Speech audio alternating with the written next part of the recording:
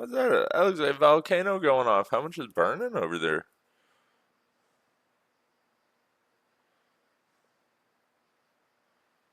A little bit more. Wow. Okay. Go ahead. Eastern New Mexico, where that big fire was Go burning ahead. near Ruidoso, prompting the evacuations earlier this week. That helped spawn a rotating thunderstorm that dropped golf ball-sized hail onto the wildfire, along with prolific rainfall. Now, Golf on one ball hand, size. Hold on. This man just said golf ball size hail onto the wildfire. What? Are we living in a simulation? Like what? What? onto the wildfire, along with prolific rainfall. All right, Now, go golf balls crossed into eastern New Mexico, where that big fire was burning near Ruidoso, prompting the evacuations earlier this week. Now everybody listen to this. Okay. That helped spawn a rotating thunderstorm that dropped golf ball-sized hail onto the wildfire, along with prolific rainfall. Now, on one hand, the rainfall is good because it cuts back on the fire. What are you talking about, on dude? the other hand, that leads to debris flows and mud flows, prompting evacuations there and flash flood emergencies to be issued. Then, hot, dry weather across the remainder of the West is leading to more rampant wildfire. Like, did the hail not melt and slow down the fire? Is that too much optimism? Make it easier for those fires to burn and fuels to cure or dry. Wow. Okay, let's head to the northeast now, one of the most densely populated parts of the country. More than 70 million Americans there remaining under heat alerts. For how long? Yeah, this is a really long duration heat wave. I can tell you, I stepped outside earlier on today, and only being out for 30 seconds a minute is more than enough for me. Temperatures in the upper 30s, around 40 Celsius. So we get the idea. So that was New Mexico before the flooding. Okay, now we're going to go back to this gentleman.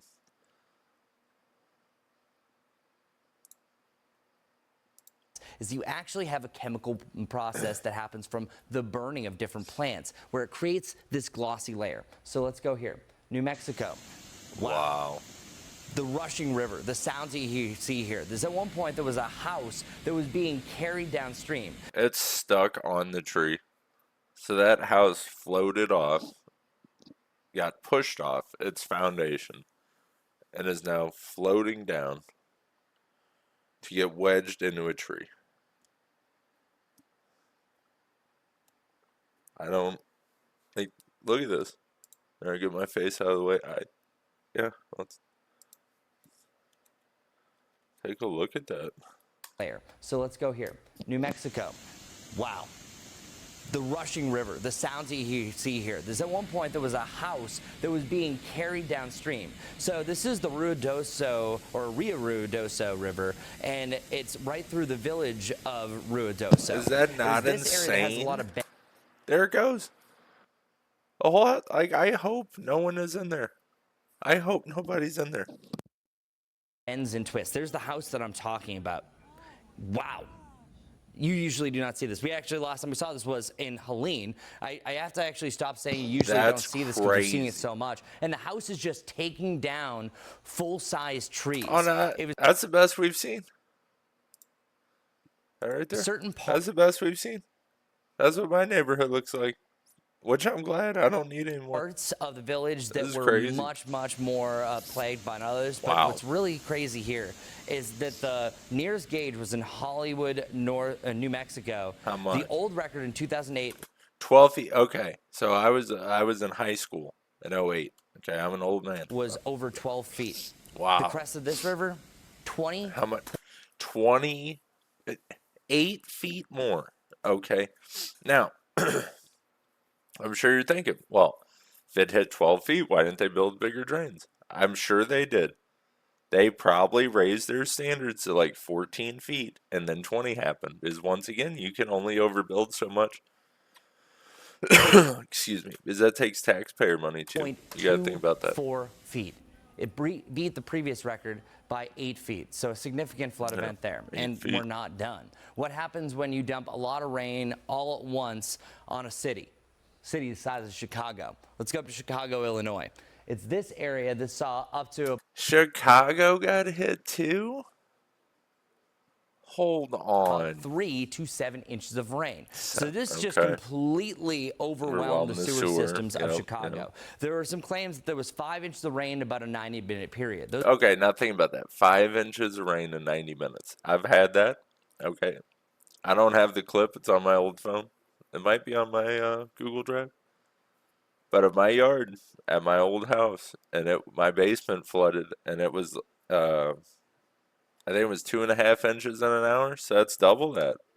Okay. So very similar rainfall rates. You just don't have a chance. It's not designed for that. That happens once a year. Saw those 5 to 10 inch marks. Hopefully not even in North Carolina. So all these kind of correlate to one another. And other stats with this, 6.6 inches was the absolute highest total that I saw that happened in about 2 hours. It just completely overwhelmed the drains. It's not often do you have only one. There we go. Look at that. Okay, that's why they're not building it like that. That's why they're not building it that way. Think about it. These are 1 in 1,000 years. You can't spend quadruple the taxpayer money, if not more. Like this infrastructure is complicated. I act like I know what I'm talking about. I don't. I know enough to know how hard it is. That is all. That is all. But that's crazy. In 1,000 years, you're going to see this. It's about a law of average, where 1 in 100 years is a 1% chance of happening the way that things have been set up for rainfall events and flood events along river basins. But if you divide 1 by 1,000 in this case, it's a 0.1% chance. So very, very low comparatively to most rain events and most river floods. Same thing goes, matching numbers. There are some claims, kind of a mixed match of numbers, that the Chicago event was more of a 1 in 500 year event. But hey, truly, we're just splitting hairs here. Here's some of the rainfall events. I wanted to measure this a little bit closer home for North Carolina because we have some ongoing impacts. You saw a range about 10 to 15 inches of rain estimated, but this wasn't just from the tropical storm. I'm worried too, Chet. I'm worried too.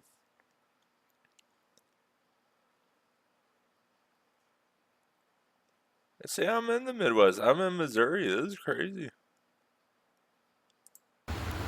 That's 6 seconds. Okay, see, that's not bad. You put in the chance. Can y'all? The chance. Okay. See, you put in 4-wheel drive for that. That's what you do right there.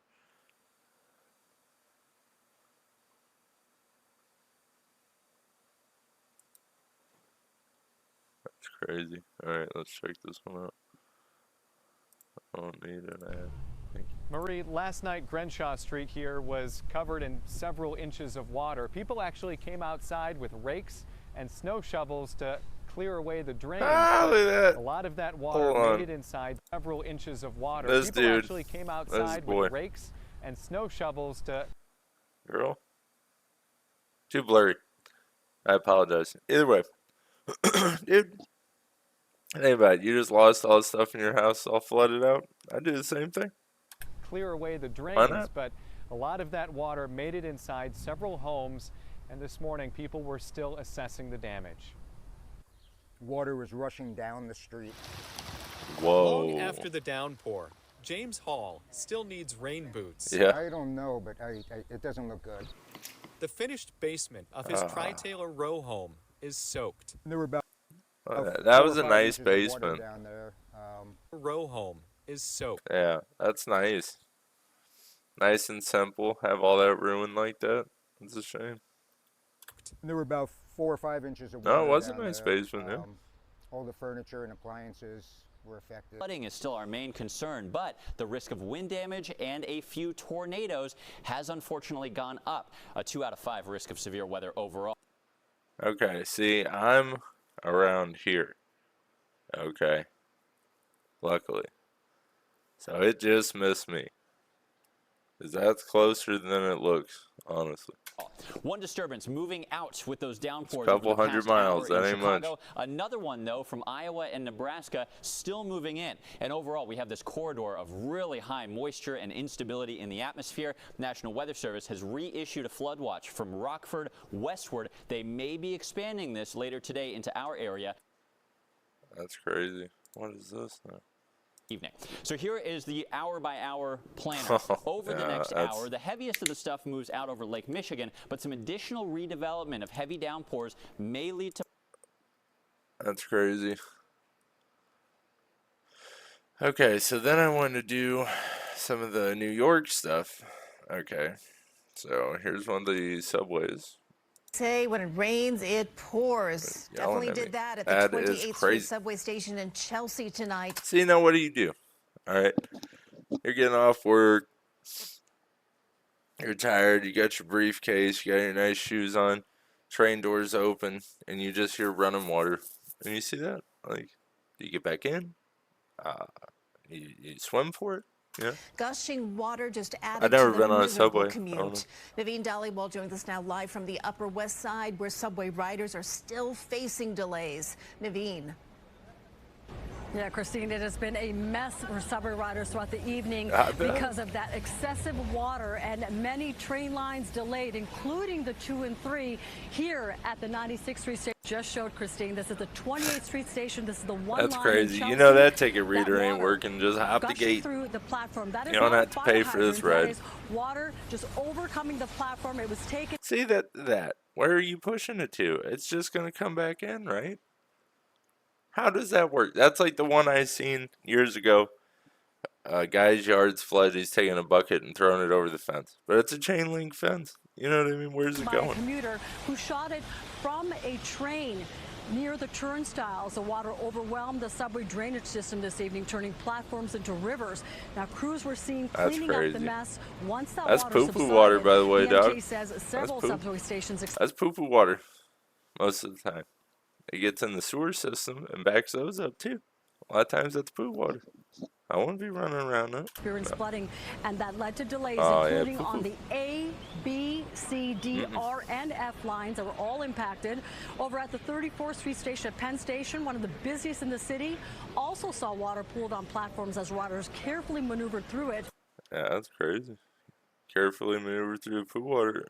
She looks bombed out. On the drainage. I mean, look at this.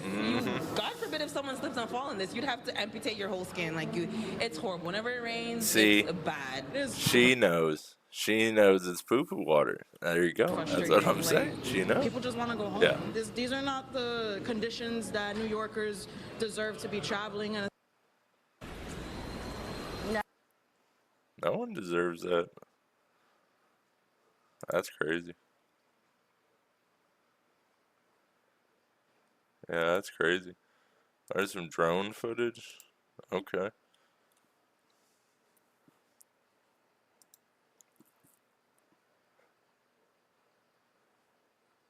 We'll just... Oh, there is some audio. I was going to say we'll just run through this real quick. But yeah, this is Brooklyn. Is that a motorcycle? Hold on. No, that's a little scooter. Oh, but that's awful. Wow.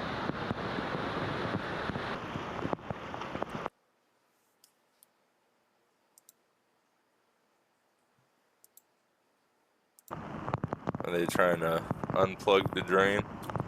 Now, see, that's something you can do. Okay, that makes sense. If you can, yes, a lot of the drains are overwhelmed, but sometimes most of them are clogged as opposed to being truly overwhelmed. So, see, pulling debris out, as long as you're safe to do so, I agree with that.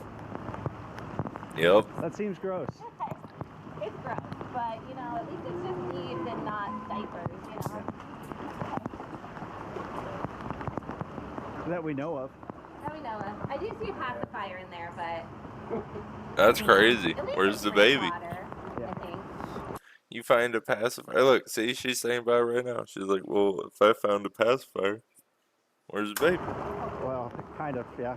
It might be a combination. I wear... Thorough cleansing.